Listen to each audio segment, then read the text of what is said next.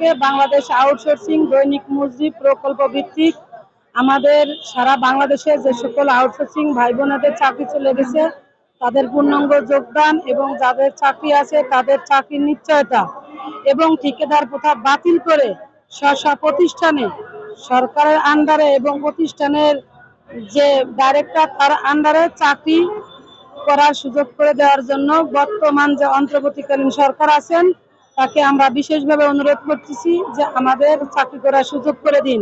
আপনি আমাদেরকে কথা দিয়েছিলেন যে এই বাংলাদেশে এখন আমি সবার সরকার, আমি কারোর চাকরি খাবো না, কারোর চাকরি যাবে না। তাহলে আমার সারা বাংলাদেশে 30,000 ভাই বোনের চাকরি চলে গেছে। আমরা শ্রম ভবনের নিচে আজ 12 দিন অবস্থান করছি, এখনো পর্যন্ত আমরা কোনো শুরু হওয়া পাই নাই।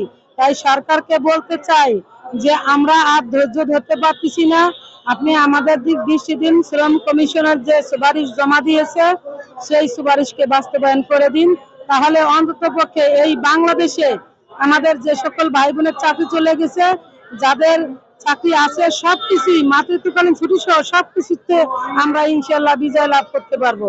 তাই আপনার দৃষ্টি আকর্ষণ করে বলছি, আপনি doctor professor Mohammad Yunus sir, আপনি অত্যাধিক একজন ভালো মানুষ এবং নোবেল বিজয়, শান্তিতে নোবেল বিজয়। আপনার কাছে এই অশান্তর বাংলাদেশ চাইছি না, চাবো না।